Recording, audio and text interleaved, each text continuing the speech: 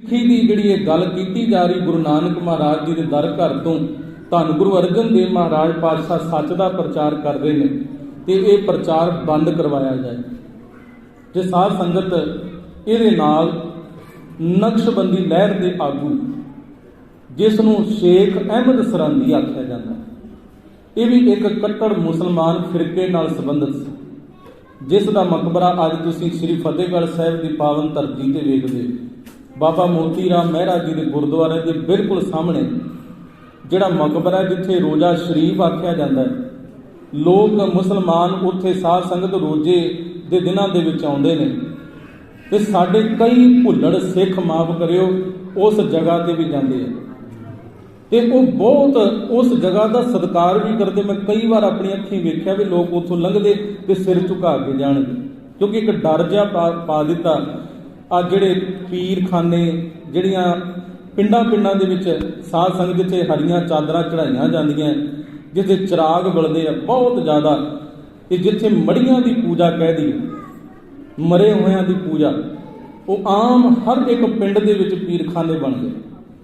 तो ये साडे मनां दे विच इहो जिहा डर बना दिता इन्हां लोकां ने, ते हर कोई सिख भी साध संगत लंघदा होया ते सिर झुका के जांदा। पर शेख अहमद सरहंदी नूं जदों आपां पढ़दे हैं ना, क्योंकि इतिहास बड़ा जरूरी है, उसनूं असीं पढ़ीए सोचीए विचारीए कि गुरु अर्जन देव महाराज पातशाह जी की शहीदी हुई क्यों है। जिथे प्रिथी चंद बड़े चिर तो विरोध करता है, उत्थे साध संगत कट्टड़पंथी ये मुसलमान जिहड़ा चाहुंदा भी इत्थे सिर्फ मुसलमान धर्म का राज होवे ते दूजे सारे धर्म जिहड़े ने उन्हां नूं एक काफर आखदे ते उन्हां दा धर्म कन्वर्ट करके ते उन्हां सारियां नूं मुसलमान बना लिया जाए। इन्हां विचों इह नक्शबंदी लहर का आगू शेख अहमद सरहंदी ये आगू सी ते इहने नक्शबंदी लहर आरंभ की सी, जिहदे अनुसार भी सारियां नूं मुसलमान बनाउणा। ते अकबर बादशाह तो बाद जहांगीर जदों राज भाग सांभदा ना जी, ते इस नूं राज संभालण दे विच इन्हां लोकां दा बड़ा वड्डा हੱਥ सी। जिथे बीरबल है, जिथे साध संगत ये शेख अहमद सरहंदी है, उत्थे तीजा एक करैक्टर आउंदा है शेख फरीद बुखारी, जिन्हों मुर्तजा खान आखदे। ये भी बड़ा वड्डा सलाहकार है उस वक्त के बादशाह का, वजीर भी आख्या जाता है। तो ये तीनों ही ये चर्चा करते हैं जहांगीर की भी जहांगीर बादशाह भी तेरे वर्गा बादशाह की दुनिया में हो सकता है। जेकर असी इत्थे देश में अपना राज कायम करना है तो यह तेरे राही हो सकता है। जे सिर्फ मुसलमान धर्म ही इत्थे बचाउणा है, असी बनाउणा है, सारियां नूं मुसलमान बनाउणा है, तो यह तूं कर सकदा है। भाव की इस तरीके दे नाल इहदी वडियाई कीती।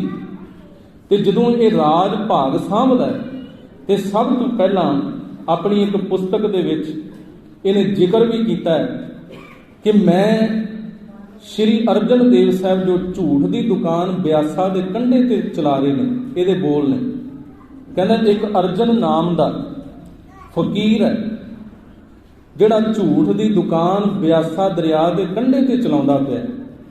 ते मैं बड़े चिर की कोशिश कर रहा भी इस झूठ की दुकान नूं किवें खत्म किया जाए। देखो जिथे सच ते सच का प्रचार होंदा है, इनू ये लोग झूठ आखदे आ, ते जो आप झूठे ने ते अपने आप नूं ये सच्चे मुसलमान कहाउंदे पे आ, सच्चे धर्मी खवाउंदे। सो साध संगत इन्हां लोकां दी भी कोशिश रल मिल के इस नूं राज भाग संभालना, इस नूं राज गद्दी दिवाउणी ते इहदे राही साध संगत सिख पंथ नूं खत्म करना, गुरु अर्जन देव महाराज पातशाह नूं खत्म करन दीआं ये साजिशां शुरू हो जांदियां। ते इस विच कारण बनाए गए, इन्हां ने आके शिकायतां करिया करनियां। जे साईं मियाँ मीर जी वर्गे गुरु चरनां विच जुड़ गए, ये डर गए कि साडे वड्डे वड्डे फकीर जिहड़े धर्मी लोग वो भी गुरु नानक महाराज जी के दर ते जाके झुकदे आ। ते साध संगत इसे तरह हुशियारपुर जिले के कंगमई के इलाके के पिंड दे एक भाई तीरथा जी जिहदा नाम इतिहास विच भाई मंझ आउंदा है, ये उस इलाके के सखी सरवरियां के प्रचारक सन। सखी सरवरीए कौन ने? सखी सरवरीए जिन्हां दीयां साध संगत दे कबरां अज पिंडां पिंडां विच बणीआं, जिस नूं लख दाता, लालां वाला, निगाहे वाला ਤੇ ਪਤਾ ਨਹੀਂ ਕਿਹੜੇ ਕਿਹੜੇ ਨਾਮ ਸਾਡੇ ਸਿੱਖਾਂ ਨੇ, ਸਾਡੇ ਲੋਕਾਂ ਨੇ ਦਿੱਤੇ ਹੋਏ ਆ। ਤੇ ਤੁਸੀਂ ਇਤਿਹਾਸ ਪੜ੍ਹ ਲਿਓ, ਇਹਦੇ ਵਿੱਚ ਕੋਈ ਰੱਤਾ ਭਰ ਝੂਠ ਨਹੀਂ। ਸਾਧ ਸੰਗਤ, ਜਿਹੜਾ ਇਹ ਨਗਾਹੇ ਵਾਲਾ ਜਾਂ ਜਿਹਨੂੰ ਲਾਲਾਂ ਵਾਲਾ ਤੇ ਜਾਂ ਜਿਹਨੂੰ ਲੱਖਾਂ ਦਾ ਦਾਤਾ ਆਖਿਆ ਜਾਂਦਾ, ਇਹ ਪੰਜਾਬ ਦੀ ਧਰਤੀ ਤੇ ਅੱਜ ਤੱਕ ਆਇਆ ਵੀ ਨਹੀਂ। ਨਗਾਹਾ ਇਹ ਜ਼ਿਲ੍ਹਾ ਸਾਧ ਸੰਗਤ ਗਾਜੀ ਖਾਨ ਪਾਕਿਸਤਾਨ ਵਿੱਚ ਹੈ, ਉੱਥੇ ਇਹਦੀ ਮੌਤ ਹੋਈ ਸੀ। ਸਾਧ ਸੰਗਤ ਇਹ ਮੁਹੰਮਦ ਸਾਹਿਬ ਦੀ ਵੰਸ਼ ਦੇ ਵਿੱਚੋਂ ਇਹਨੂੰ ਮੰਨਿਆ ਜਾਂਦਾ ਹੈ ਤੇ ਕਿਸੇ ਲੜਕੀ ਨੂੰ ਭਜਾ ਕੇ ਲੈ ਕੇ ਆਇਆ ਤੇ ਇੱਥੇ ਉਹ ਲੜਕੀ ਦੇ ਪਰਿਵਾਰ ਵਾਲਿਆਂ, ਉਹਨਾਂ ਦੇ ਭਰਾਵਾਂ ਨੇ ਇੱਥੇ ਆ ਕੇ ਇਹਨੂੰ ਮਾਰਿਆ ਸੀ। ਡੇਰਾ ਗਾਜੀ ਖਾਨ ਨਗਾਹੇ ਦੀ ਧਰਤੀ ਤੇ ਸਾਧ ਸੰਗਤ ਉਹਨਾਂ ਲੋਕਾਂ ਨੇ ਇਸ ਬੰਦੇ ਦੀ ਪੂਜਾ ਸ਼ੁਰੂ ਕਰ ਦਿੱਤੀ ਤਾਂ ਕਿਉਂਕਿ ਇਹ ਮੁਹੰਮਦ ਸਾਹਿਬ ਦੀ ਕੁੱਲ ਵਿੱਚੋਂ ਮੰਨਿਆ ਜਾਂਦਾ ਸੀ। ਤੇ ਸਾਧ ਸੰਗਤ ਸਾਡੇ ਲੋਕ ਉਸੇ ਬੰਦੇ ਦੀ ਪੂਜਾ ਅੱਜ ਚਾਦਰਾਂ ਵੀ ਚੜਾਉਂਦੇ, ਲੋਕ ਜਾ ਕੇ ਹਰੀਆਂ ਚਾਦਰਾਂ, ਚਿਰਾਗ ਵੀ ਬਾਲਦੇ, ਵੀਰਵਾਰ ਵਾਲੇ ਦਿਨ ਖੀਰਾਂ ਦੇ ਦੁੱਧ ਵੀ ਚੜ੍ਹਦੇ ਉੱਥੇ ਜਾ ਕੇ। ਇਹਨਾਂ ਨੂੰ ਕਿਹਾ ਜਾਂਦਾ ਸਖੀ ਸਰਵਰੀਏ। ਇਹਨਾਂ ਦੀਆਂ ਕਬਰਾਂ ਉਦੋਂ ਘਰ ਘਰ ਵਿੱਚ ਬੜੀਆਂ ਹੋਈਆਂ ਸਨ। ਤੇ ਸਾਧ ਸੰਗਤ ਤੇ ਭਾਈ ਮੰਝ, ਇਹ ਜਿਹੜੇ ਕੰਗਮਈ ਜ਼ਿਲ੍ਹਾ ਹੁਸ਼ਿਆਰਪੁਰ ਦੇ ਰਹਿਣ ਵਾਲੇ, ਇਹ ਸਖੀ ਸਰਵਰੀਆਂ ਦੇ ਬੜੇ ਵੱਡੇ ਪ੍ਰਚਾਰਕ ਸਨ। ਇਹ ਉਸ ਇਲਾਕੇ ਵਿੱਚ ਪ੍ਰਚਾਰ ਕਰਦੇ ਸਨ ਸਖੀ ਸਰਵਰੀਆਂ ਨੂੰ, ਤੇ ਹਰ ਸਾਲ ਉੱਥੋਂ ਦੇ ਲੋਕਾਂ ਨੂੰ ਇਕੱਠਿਆਂ ਕਰਕੇ ਨਾ ਤੇ ਸਾਧ ਸੰਗਤ ਇਹ ਲੈ ਕੇ ਜਾਂਦੇ ਸਨ ਸ਼ੇਖ ਫਤਿਹ ਦੀ ਦਰਗਾਹ ਤੇ, ਜਿੱਥੇ ਅੱਜ ਸਾਡੇ ਸਿੱਖ ਵੀ ਜਾਂਦੇ ਆ। ਇਹਦੇ ਵਿੱਚ ਕੋਈ ਸਾਧ ਸੰਗਤ ਅਤਕਥਨੀ ਨਹੀਂ। ਬੜਾ ਵੱਡਾ ਦੁਖਾਂਤ ਹੈ ਸਾਡਾ। ਮੈਂ ਵਾਰ-ਵਾਰ ਇਹ ਬੇਨਤੀ ਕਰਾਂ ਵੀ ਸ਼ੇਖ ਫਤਿਹ ਦੀ ਦਰਗਾਹ ਤੇ ਅੱਜ ਵੀ ਖੀਰਾਂ ਚੜਾਉਣ ਵਾਲੇ ਸਾਡੇ ਭੁੱਲੜ ਸਿੱਖ ਬਹੁਤ। ਨਵੀਂ ਨਵੇਰੀ ਮੱਝ ਸੂਵੇ, ਕਹਿੰਦੇ ਜੀ ਉੱਥੇ ਖੀਰ ਚੜਾ ਕੇ ਆਈਏ ਤੇ ਦੁੱਧ ਵਿੱਚ ਵਾਧਾ ਹੋਵੇਗਾ। ਪਰ ਸਾਧ ਸੰਗਤ ਡੈਨਮਾਰਕ ਦੀਆਂ ਗਾਵਾਂ ਤੁਸੀਂ ਆ YouTube ਤੇ ਸਰਚ ਕਰਕੇ ਵੇਖ ਲਿਓ, ਉਹ ਸਭ ਤੋਂ ਵੱਧ ਉਹ ਗਊਆਂ ਦੁੱਧ ਦਿੰਦੀਆਂ। ਕਿ ਉਹ ਸ਼ੇਖ ਫਤਿਹ ਦੇ ਦੁੱਧ ਚੜਾ ਕੇ ਜਾਂਦੇ ਆ? ਭਾਵ ਇਹੋ ਜਿਹਾ ਕੁਝ ਨਹੀਂ ਕਰਦੇ, ਉਹ ਉਹਨਾਂ ਨੂੰ ਸਾਂਭਦੇ ਆ, ਪਾਲਦੇ ਆ। ਤੇ ਸਾਧ ਸੰਗਤ ਇਹ ਸਾਡੀ ਮਨੌਤ ਬਣ ਗਈ ਵੀ ਸ਼ਾਇਦ ਇਸ ਚੀਜ਼ ਨਾਲ ਸਾਡੇ ਘਰ ਦੇ ਵਿੱਚ ਬਰਕਤ ਪਏਗੀ, ਵਾਧਾ ਹੋਵੇਗਾ ਤੇ ਭੁੱਲੜ ਲੋਕ ਇਹੋ ਜਿਹਾ ਕੰਮ ਕਰਨ ਲੱਗ ਪਏ। ਤੇ ਸ਼ੇਖ ਫਤਿਹ ਦੀ ਦਰਗਾਹ ਤੇ ਇਹ ਭਾਈ ਮੰਝ ਜਾਇਆ ਕਰਦਾ। ਤੇ ਸਾਧ ਸੰਗਤ ਤੇ ਤੁਸੀਂ ਉਸ ਵਕਤ ਨੂੰ ਵੇਖ ਲਿਓ ਕਦੀ ਇਤਿਹਾਸ ਵਿੱਚ ਪੜ੍ਹ ਕੇ ਕਿ ਗੁਰੂ ਅਰਜਨ ਦੇਵ ਮਹਾਰਾਜ ਪਾਤਸ਼ਾਹ ਜੀ ਨੇ ਜਿੱਥੇ ਨਗਰ ਖੇਮਕਰਨ ਸਾਹਿਬ ਵਸਾਇਆ ਤੇ ਨਾਲ ਹੀ ਉਹ ਰੋਡ ਦੇ ਉੱਪਰ ਜਿੱਥੋਂ ਇਹ ਲੋਕ ਲੰਘ ਕੇ ਜਾਂਦੇ ਤੇ ਤਰਨ ਤਾਰਨ ਸਾਹਿਬ ਨਗਰ ਵਸਾਇਆ ਸੀ, ਸਿੱਖੀ ਦਾ ਪ੍ਰਚਾਰਕ ਕੇਂਦਰ ਉਸ ਵਕਤ ਦਾ। ਇਹ ਵਸਾਉਣ ਦਾ ਕਾਰਨ ਹੀ ਸੀ ਵੀ ਇਹਨਾਂ ਲੋਕਾਂ ਨੂੰ ਸਮਝਾਇਆ ਜਾਏ, ਇਹਨਾਂ ਨੂੰ ਦੱਸਿਆ ਜਾਵੇ ਵੀ ਉੱਥੇ ਜਾਣ ਦਾ ਕੋਈ ਲਾਭ ਨਹੀਂ ਹੈ। ਤੁਸੀਂ ਪੂਜਾ ਅਕਾਲ ਕੀ ਕਰੋ, ਪ੍ਰਮਾਤਮਾ ਨੂੰ ਧਿਆਓ, ਕਿਸੇ ਕਬਰ ਕਿਸੇ ਸਮਾਧ ਨੂੰ ਧਿਆਉਣ ਦੀ ਲੋੜ ਨਹੀਂ। ਸਾਧ ਸੰਗਤ ਉਸ ਵਕਤ ਨਾ ਫਿਰ ਜਦੋਂ ਗੁਰੂ ਅਰਜਨ ਦੇਵ ਮਹਾਰਾਜ ਪਾਤਸ਼ਾਹ ਜੀ ਉਹਨਾਂ ਸਮਿਆਂ ਦੇ ਵਿੱਚ ਸ੍ਰੀ ਅੰਮ੍ਰਿਤਸਰ ਸਾਹਿਬ ਵਿਖੇ ਨੇ ਤੇ ਭਾਈ ਮੰਝ ਆਪਣੇ ਨਾਲ ਕੁਝ ਲੋਕਾਂ ਨੂੰ ਲੈ ਕੇ ਤੇ ਸ਼ੇਖ ਫਤਿਹ ਸਖੀ ਸਰਵਰੀਆਂ ਦੇ ਗਿਆ। ਰਾਤ ਨੂੰ ਜਦੋਂ ਵਾਪਸ ਆਇਆ ਦੇਰ ਹੋ ਗਈ, ਰਾਤ ਰਹਿਣ ਦਾ ਟਿਕਾਣਾ ਵੇਖਦਿਆਂ ਤੇ ਅੰਮ੍ਰਿਤਸਰ ਸਾਹਿਬ ਸ਼ਹਿਰ ਇਹ ਪਹੁੰਚ ਗਏ ਨੇ। ਉੱਥੋਂ ਲੰਘਦਿਆਂ ਸਾਧ ਸੰਗਤ ਗੁਰੂ ਅਰਜਨ ਦੇਵ ਮਹਾਰਾਜ ਪਾਤਸ਼ਾਹ ਜੀ ਦੀ ਸਿਫਤ, ਗੁਰੂ ਘਰ ਦੀ ਵਡਿਆਈ ਇਸ ਨੇ ਸੁਣੀ। ਗੁਰੂ ਕੀ ਬਾਣੀ ਦੇ ਬੋਲ ਇਹਦੇ ਕੰਨਾਂ ਦੇ ਵਿੱਚ ਪਏ। ਮਨ ਦੇ ਵਿੱਚ ਆਇਆ ਵੀ ਚਲੋ ਇੱਥੋਂ ਦੇ ਜੋ ਗੁਰਤਾ ਗੱਦੀ ਤੇ ਸਭਾਏਮਾਨ ਗੁਰੂ ਨੇ, ਉਹਨਾਂ ਦੇ ਇੱਕ ਵਾਰ ਮੈਂ ਦਰਸ਼ਨ ਕਰਕੇ ਜਾਵਾਂ, ਉਹਨਾਂ ਨੂੰ ਮਿਲ ਕੇ ਜਾਵਾਂ।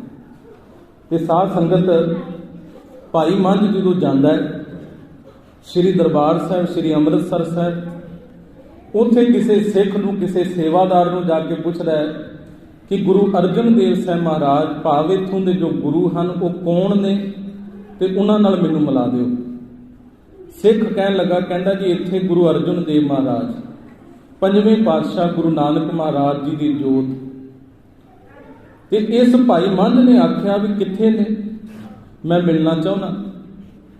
ਤੇ ਉਸ ਸਿੱਖ ਨੇ ਜਦੋਂ ਇਸ਼ਾਰਾ ਕੀਤਾ ਤੇ ਸਾਧ ਸੰਗਤ ਇਸ਼ਾਰਾ ਕਿਸ ਵੱਲ ਸੀ ਕਿ ਸਾਹਮਣੇ ਸੰਗਤਾਂ ਆਰਾਮ ਕਰਦੀਆਂ, ਕਿਉਂਕਿ ਰਾਤ ਦਾ ਸਮਾਂ, ਸੰਗਤ ਲੇਟੀ ਹੋਈ ਹੈ। ਕਿਤੇ ਕਾਬਲ ਕੰਧਾਰ ਦੂਰ ਦੁਰਾਡੇ ਸੰਗਤਾਂ ਤੁਰ ਕੇ ਆਇਆ ਕਰਦੀਆਂ ਸਨ ਦਰਸ਼ਨ ਕਰਨ।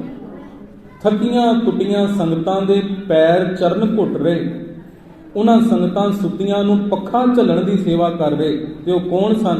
ਗੁਰੂ ਅਰਜਨ ਦੇਵ ਸਾਹਿਬ ਮਹਾਰਾਜ। ਆਪਣਾ ਮੁਖੜਾ ਛੁਪਾਇਆ ਹੋਇਆ ਕਿ ਕਿਸੇ ਨੂੰ ਪਤਾ ਨਾ ਲੱਗੇ, ਤੇ ਪੱਖਾ ਝੱਲਣ ਦੀ ਸੇਵਾ ਕਰ ਰਹੇ, ਹਵਾ ਝੱਲ ਰਹੇ ਨੇ ਸਤਿਗੁਰੂ ਸਾਹਿਬ ਮਹਾਰਾਜ। ਤੇ ਭਾਈ ਮੰਝ ਨੇ ਜਦੋਂ ਵੇਖਿਆ ਨਾ ਨੇੜੇ ਹੋ ਕੇ, ਤੇ ਇਹ ਨੇ ਗੁਰੂ ਸਾਹਿਬ ਜਿਹੜੇ ਸੰਗਤ ਦੀ ਸੇਵਾ ਕਰ ਰਹੇ, ਸੰਗਤ ਦੇ ਚਰਨ ਘੁੱਟ ਰਹੇ, ਸੰਗਤਾਂ ਦੇ ਜੋੜੇ ਝਾੜਦੇ ਪਏ। ਅੱਜ ਦੇ ਸਮੇਂ ਦੇ ਵਿੱਚ ਵੀ ਵੇਖ ਲਿਓ ਸਾਧ ਸੰਗਤ, ਕਿਸੇ ਨੂੰ ਥੋੜੀ ਵਡਿਆਈ ਮਿਲ ਜੇ, ਹੈ ਕੋਈ ਐਸਾ ਜਿਹੜਾ ਸੰਗਤ ਦੇ ਕੋਈ ਪੈਰ ਘੁੱਟਣ ਤੱਕ, ਸੰਗਤ ਨੂੰ ਹਵਾ ਪਾਉਣ ਦੀ ਸੇਵਾ ਤੱਕ, ਇੱਥੋਂ ਤੱਕ ਕੋਈ ਸੇਵਾ ਵੀ ਨਿਭਾਏ? ਇਹ ਵਡਿਆਈ ਗੁਰੂ ਨਾਨਕ ਮਹਾਰਾਜ ਜੀ ਦੇ ਘਰ ਦੀ ਹੈ ਸਾਧ ਸੰਗਤ। ਜੋ ਗੁਰੂ ਮਹਾਰਾਜ ਨੇ ਬਾਣੀ ਵਿੱਚ ਕਿਹਾ, ਉਸ ਨੂੰ ਫਿਜ਼ੀਕਲੀ ਪ੍ਰੈਕਟੀਕਲੀ ਆਪਣੇ ਜੀਵਨ ਦੇ ਵਿੱਚ ਗੁਰੂ ਸਾਹਿਬ ਨੇ ਹੰਢਾਇਆ ਵੀ ਹੈ, ਕਮਾਇਆ ਵੀ ਹੈ। ਤੇ ਸਾਧ ਸੰਗਤ ਭਾਈ ਮੰਝ ਜਾਂਦਾ ਹੈ, ਤੇ ਜਾਂਦਿਆਂ ਗੁਰੂ ਅਰਜਨ ਦੇਵ ਮਹਾਰਾਜ ਪਾਤਸ਼ਾਹ ਜੀ ਦੀ ਇਹ ਸੇਵਾ ਵੇਖ ਕੇ, ਉਹਨਾਂ ਦੀ ਸ਼ਖਸੀਅਤ ਵੇਖ ਕੇ, ਤੇ ਸਾਧ ਸੰਗਤ ਪ੍ਰਭਾਵਿਤ ਹੁੰਦਾ, ਹੱਥ ਜੋੜ ਕੇ ਆਖਦਾ, ਗੁਰੂ ਮਹਾਰਾਜ ਕਿਰਪਾ ਕਰ ਦਿਓ, ਮੈਨੂੰ ਆਪਣਾ ਸਿੱਖ ਬਣਾ ਲਓ। ਗੁਰੂ ਅਰਜਨ ਦੇਵ ਮਹਾਰਾਜ ਪਾਤਸ਼ਾਹ ਜੀ ਕਹਿਣ ਲੱਗੇ, ਕਹਿੰਦੇ ਭਾਈ ਮੰਝ, ਤੈਨੂੰ ਪਤਾ ਵੀ ਇਹ ਸਿੱਖੀ ਦੀ ਘਾਟੀ ਬੜੀ ਔਖੀ ਹੈ, ਇਹ ਮਾਰਗ ਬੜਾ ਔਖਾ ਹੈ, ਬੜੀਆਂ ਮੁਸ਼ਕਲਾਂ ਵੀ ਆਉਣਗੀਆਂ, ਬੜੇ ਦੁੱਖ ਵੀ ਆਉਣਗੇ, ਪਰ ਭਾਈ ਮੰਝ ਕਹਿੰਦਾ, ਸਤਿਗੁਰੂ ਮਹਾਰਾਜ ਮੈਂ ਸਹਾਰ ਲਵਾਂਗਾ ਸਭ ਕੁਝ, ਬਸ ਮੈਨੂੰ ਸਿੱਖੀ ਦੀ ਦਾਤ ਬਖਸ਼ ਦਿਓ। ਤੇ ਗੁਰੂ ਮਹਾਰਾਜ ਪਾਤਸ਼ਾਹ ਜੀ ਜਦੋਂ ਉਹਦੀ ਐਸੀ ਭਾਵਨਾ ਵੇਖਦੇ ਤੇ ਕਹਿ ਦਿੰਦੇ, ਕਹਿੰਦੇ ਭਾਈ ਮੰਝ ਇਸ ਤਰ੍ਹਾਂ ਕਰ, ਫਿਰ ਸਿੱਖੀ ਉੱਪਰ ਸਿੱਖੀ ਨਹੀਂ ਟਿਕ ਸਕਦੀ, ਪਹਿਲਾਂ ਜਾ ਕੇ ਆਪਣੇ ਘਰੋਂ ਉਹ ਕਬਰਾਂ ਢਾ ਦੇ, ਫੇਰ ਸਾਡੇ ਕੋਲ ਆਵੇਂ, ਫਿਰ ਤੈਨੂੰ ਸਿੱਖੀ ਦੀ ਦਾਤ ਬਖਸ਼ਾਂਗੇ। ਉਦੋਂ ਤੱਕ ਨਾ ਆਵੀਂ ਜਦੋਂ ਤੱਕ ਅਸੀਂ ਤੈਨੂੰ ਸੁਨੇਹਾ ਨਹੀਂ ਭੇਜਦੇ। ਗੁਰੂ ਸਾਹਿਬ ਨੇ ਇਹ ਵੀ ਬਚਨ ਕਹਿ ਦਿੱਤੇ। ਭਾਈ ਮੰਝ ਘਰ ਜਾਂਦਾ ਹੈ, ਜਾਂਦਿਆਂ ਕਬਰਾਂ ਢਾਉਂਦਾ। ਸਾਧ ਸੰਗਤ ਇਲਾਕੇ ਦਾ ਚੌਧਰੀ ਵੀ ਸੀ ਭਾਈ ਮੰਝ, ਲੋਕ ਚੌਧਰਪੁਣਾ ਵੀ ਖੋਹ ਲੈਂਦੇ। ਸਮਾਂ ਬੀਤਦਾ ਹੈ ਤੇ ਘਰ ਦੇ ਪਸ਼ੂ ਡੰਗਰ ਜਿਹੜੇ ਉਹ ਵੀ ਮਰ ਜਾਂਦੇ ਆ। ਲੋਕ ਕਹਿੰਦੇ ਵੀ ਕਰੋਪੀ ਹੋਈ ਹੈ ਪੀਰਾਂ ਦੀ, ਤੂੰ ਇਸ ਤਰ੍ਹਾਂ ਨਹੀਂ ਸੀ ਕਰਨਾ, ਪਰ ਉਹਦਾ ਭਰੋਸਾ ਬੜਾ, ਵਿਸ਼ਵਾਸ ਬੜਾ ਸੀ ਗੁਰੂ ਸਾਹਿਬ ਪ੍ਰਤੀ। ਇਹ ਸਾਰੇ ਦੁੱਖ ਸਹਾਰਦਾ ਤੇ ਇਹੋ ਜਿਹੀ ਹਾਲਤ ਘਰ ਦੀ, ਘਰ ਵੀ ਵਿਕ ਜਾਂਦਾ। ਗਰੀਬੀ ਵਿੱਚ ਸਾਧ ਸੰਗਤ ਘਾਹ ਖੋਤਰ ਕੇ, ਘਾਹ ਵੇਚ ਕੇ ਗੁਜ਼ਾਰਾ ਕਰਨ ਲੱਗ ਜਾਂਦਾ ਭਾਈ ਮੰਝ। ਤੇ ਚਿੱਠੀ ਆਉਂਦੀ ਹੈ ਗੁਰੂ ਮਹਾਰਾਜ ਪਾਤਸ਼ਾਹ ਜੀ ਦੇ ਦਰ ਤੋਂ, ਇੱਕ ਸਿੱਖ ਚਿੱਠੀ ਲੈ ਕੇ ਆਉਂਦਾ। ਤੇ ਇਹ ਚਿੱਠੀ ਭਾਈ ਮੰਝ ਦੇ ਜਦੋਂ ਘਰ ਪਹੁੰਚਦੀ ਹੈ ਨਾ, ਤੇ ਭਾਈ ਮੰਝ ਨੂੰ ਕਿਹਾ ਜਾਂਦਾ ਵੀ ਭਾਈ ਮੰਝ ਪਹਿਲਾਂ 20 ਰੁਪਏ ਦੇ, ਫੇਰ ਤੈਨੂੰ ਗੁਰੂ ਸਾਹਿਬ ਮਹਾਰਾਜ ਜੀ ਦਾ ਇਹ ਸੁਨੇਹਾ ਪੜ੍ਹਨ ਵਾਸਤੇ ਮਿਲੇਗਾ, ਗੁਰੂ ਦਾ ਹੁਕਮ ਹੈ। ਕਿਤੇ ਨਾ ਕਿਤੇ ਮਿਹਨਤ ਕਰਕੇ 20 ਟਕਿਆਂ ਦਾ ਜਾਂ 20 ਦਮੜਿਆਂ ਦਾ ਪ੍ਰਬੰਧ ਸਾਧ ਸੰਗਤ ਭਾਈ ਮੰਝ ਕਰਦਾ ਹੈ। ਚਿੱਠੀ ਵਿੱਚ ਕੀ ਲਿਖਿਆ? ਭਾਈ ਮੰਝ ਤੈਨੂੰ 7 ਕਰਤਾਰ ਚੇਤੇ ਆਵੇ, ਤੇਰਾ ਭਰੋਸਾ ਉਸ ਪਰਮਾਤਮਾ ਦੇ ਪ੍ਰਤੀ ਬਣਿਆ ਰਹੇ। ਮੱਥੇ ਨੂੰ ਉਹ ਚਿੱਠੀ ਲਾਈ, ਹੋਰ ਭਰੋਸਾ ਰੱਖ ਕੇ ਮਨ ਵਿੱਚ ਵਿਸ਼ਵਾਸ ਪੱਕਾ ਕਰਕੇ ਅਗਲੀ ਜ਼ਿੰਦਗੀ ਬਤੀਤ ਕਰਨੀ ਸ਼ੁਰੂ ਕਰ ਦਿੱਤਾ। ਕੁਝ ਮਹੀਨੇ ਫਿਰ ਬਤੀਤ ਹੁੰਦੇ। ਸਾਧ ਸੰਗਤ ਗਰੀਬੀ ਬੜੀ ਸੀ ਘਰ ਵਿੱਚ, ਘਰ ਦਾ ਸਾਰਾ ਧਨ ਦੌਲਤ ਵਿਕ ਜਾਂਦਾ, ਘਰ ਵੀ ਵਿਕ ਗਿਆ, ਗਰੀਬੀ ਬਹੁਤ ਹੈ। ਤੇ ਦੂਜੀ ਵਾਰ ਫਿਰ ਚਿੱਠੀ ਆਉਂਦੀ ਤੇ ਉਸੇ ਤਰ੍ਹਾਂ ਹੀ ਹੁਕਮ ਵੀ 20 ਰੁਪਏ ਲੈ ਕੇ, 20 ਦਮੜੇ ਲੈ ਕੇ ਚਿੱਠੀ ਦੇਣੀ ਹੈ। ਭਾਈ ਮੰਝ ਨੇ ਕਈ ਦਿਨਾਂ ਦੇ ਬਾਅਦ ਪ੍ਰਬੰਧ ਕੀਤਾ 20 ਦਮੜਿਆਂ ਦਾ, ਚਿੱਠੀ ਲਈ ਤੇ ਮਸਤਕ ਨੂੰ ਸੁਹਾਈ। ਤੇ ਇਸ ਵਿੱਚ ਲਿਖਿਆ ਸੀ, ਭਾਈ ਮੰਝ ਗੁਰੂ ਦਾ ਸੱਦਾ ਹੈ ਤੇ ਤੂੰ ਅੰਮ੍ਰਿਤਸਰ ਸਾਹਿਬ ਆ ਜਾ। ਭਾਈ ਮੰਝ ਅੰਮ੍ਰਿਤਸਰ ਸਾਹਿਬ ਪੁੱਜਦਾ। ਇੱਥੇ ਆ ਕੇ ਗੁਰੂ ਚਰਨਾਂ ਵਿੱਚੋਂ ਸੇਵਾ ਮਿਲਦੀ ਹੈ ਕਿ ਲੰਗਰਾਂ ਦੀ ਸੇਵਾ ਕਰ। ਲੰਗਰ ਦੀ ਜੂਠੇ ਬਰਤਨਾਂ ਦੀ ਸੇਵਾ ਕਰਦਿਆਂ ਕਰਦਿਆਂ ਤੇ ਲੱਕੜਾਂ ਲਿਆਉਣ ਦੀ ਸੇਵਾ ਕਰਨ ਲੱਗ ਜਾਂਦਾ ਭਾਈ ਮੰਝ। ਤੇ ਸਾਧ ਸੰਗਤ ਇੱਕ ਦਿਨ ਐਸਾ ਆਉਂਦਾ, ਕਈ ਮਹੀਨੇ ਸੇਵਾ ਵਿੱਚ ਬਤੀਤ ਹੋਏ, ਕਿ ਜਦੋਂ ਭਾਈ ਮੰਝ ਲੱਕੜਾਂ ਲੈ ਕੇ ਤੇ ਵਾਪਸ ਆ ਰਿਹਾ ਲੰਗਰਾਂ ਦੇ ਵੱਲ, ਤੇ ਹਨੇਰੀ ਝੱਖੜ ਬਹੁਤ ਆਉਂਦਾ। ਉਸ ਝੱਖੜ ਦੇ ਵਿੱਚ, ਹਨੇਰ ਦੇ ਵਿੱਚ, ਤੇ ਭਾਈ ਮੰਝ ਇੱਕ ਖੂਹ ਦੇ ਵਿੱਚ ਜਾ ਡਿੱਗਦਾ। ਜਦੋਂ ਖੂਹ ਵਿੱਚ ਡਿੱਗਿਆ, ਪਾਣੀ ਥੋੜਾ ਸੀ, ਲੱਕੜਾਂ ਸੀਸ ਦੇ ਉੱਪਰ ਨੇ, ਸਿਰ ਦੇ ਉੱਪਰ ਨੇ, ਤੇ ਖੂਹ ਵਿੱਚ ਖੜਿਆ ਹੀ ਗੁਰੂ ਗੁਰੂ ਜਪਦਾ। ਸਾਧ ਸੰਗਤ ਗੁਰੂ ਅਰਜਨ ਦੇਵ ਮਹਾਰਾਜ ਪਾਤਸ਼ਾਹ ਜੀ ਨੂੰ ਕੋਈ ਸੁਨੇਹਾ ਦੇ ਕੇ ਜਾਂਦਾ, ਪਾਤਸ਼ਾਹ ਵੀ ਤੁਹਾਡਾ ਉਹ ਲੱਕੜਾਂ ਲਿਆਉਣ ਵਾਲਾ ਸਿੱਖ ਖੂਹ ਦੇ ਵਿੱਚ ਡਿੱਗਿਆ, ਖੂਹ ਵਿੱਚੋਂ ਆਵਾਜ਼ਾਂ ਆ ਰਹੀਆਂ, ਤੇ ਪਾਤਸ਼ਾਹ ਜੀ ਜਾ ਕੇ ਉਸ ਨੂੰ ਕੱਢ ਲਓ। ਤੇ ਇਤਿਹਾਸ ਸਾਧ ਸੰਗਤ ਇਸ ਗੱਲ ਦੀ ਗਵਾਹੀ ਭਰਦਾ ਵੀ ਅੱਜ ਗੁਰੂ ਅਰਜਨ ਦੇਵ ਮਹਾਰਾਜ ਜਦੋਂ ਇਹ ਖਬਰ ਸੁਣਦੇ ਨੇ ਤੇ ਆਪਣੇ ਚਰਨਾਂ ਦੇ ਵਿੱਚ ਜੋੜਾ ਵੀ ਨਹੀਂ ਪਾਉਂਦੇ, ਦੌੜ ਪੈਂਦੇ ਨੇ ਉਸ ਜੰਗਲ ਦੇ ਵੱਲ। ਜਿਵੇਂ ਅੱਜ ਇਮਤਿਹਾਨ ਦੇ ਵਿੱਚੋਂ ਸਾਧ ਸੰਗਤ ਸਫਲ ਹੋ ਗਏ ਤੇ ਅੱਜ ਉਸ ਭਾਈ ਮੱਝ ਨੂੰ ਨੰਬਰ ਦੇਣੇ ਸਨ ਵੀ ਤੇਰੀ ਪੋਜੀਸ਼ਨ ਕੀ ਹੈ। ਅੱਜ ਉਹਦੀ ਸੇਵਾ, ਉਹਦੀ ਘਾਲਣਾ ਦਾ ਫਲ ਮਿਲਣਾ ਸੀ। ਗੁਰੂ ਪਾਤਸ਼ਾਹ ਜੀ ਜਾਂਦੇ, ਬਾਕੀ ਸਿੱਖ ਮਗਰੋਂ ਮਗਰ ਜਾ ਕੇ ਸਤਿਗੁਰੂ ਮਹਾਰਾਜ ਪਾਤਸ਼ਾਹ ਜੀ ਨੇ ਰੱਸਾ ਸੁੱਟਿਆ ਖੂਹ ਦੇ ਵਿੱਚ ਤੇ ਆਖਿਆ, ਭਾਈ ਮੰਝ ਆ ਲੱਜ ਨੂੰ ਫੜ ਤੇ ਬਾਹਰ ਆ ਜਾ। ਤੇ ਭਾਈ ਮੰਝ ਸਾਧ ਸੰਗਤ ਕਹਿਣ ਲੱਗਾ, ਕਹਿੰਦਾ ਸਤਿਗੁਰੂ ਮਹਾਰਾਜ ਮੈਂ ਪਹਿਲਾਂ ਬਾਹਰ ਨਹੀਂ ਆਉਣਾ, ਇਹ ਲੱਕੜਾਂ ਜਿਹੜੀਆਂ ਮੇਰੇ ਸੀਸ ਦੇ ਉੱਪਰ ਪਈਆਂ ਤੇ ਗੁਰੂ ਮਹਾਰਾਜ ਇਸ ਲੱਕੜਾਂ ਨੂੰ ਪਹਿਲਾਂ ਬਾਹਰ ਖਿੱਚੋ, ਲੰਗਰ ਵਿੱਚ ਲੋੜ ਹੈ, ਪ੍ਰਸ਼ਾਦਾ ਬਣਨਾ, ਲੰਗਰ ਤਿਆਰ ਹੋਣਾ ਹੈ ਤੇ ਲੱਕੜਾਂ ਮੈਂ ਭਿੱਜਣ ਨਹੀਂ ਦਿੱਤੀਆਂ ਸਤਿਗੁਰੂ ਜੀ, ਇਹ ਪਹਿਲਾਂ ਕੱਢ ਲਓ। ਤੇ ਸਾਧ ਸੰਗਤ ਗੁਰੂ ਮਹਾਰਾਜ ਫਿਰ ਆਖਦੇ, ਭਾਈ ਮੰਝ ਤੂੰ ਲੱਕੜਾਂ ਨੂੰ ਛੱਡ ਤੇ ਆਪ ਬਾਹਰ ਆ ਜਾ।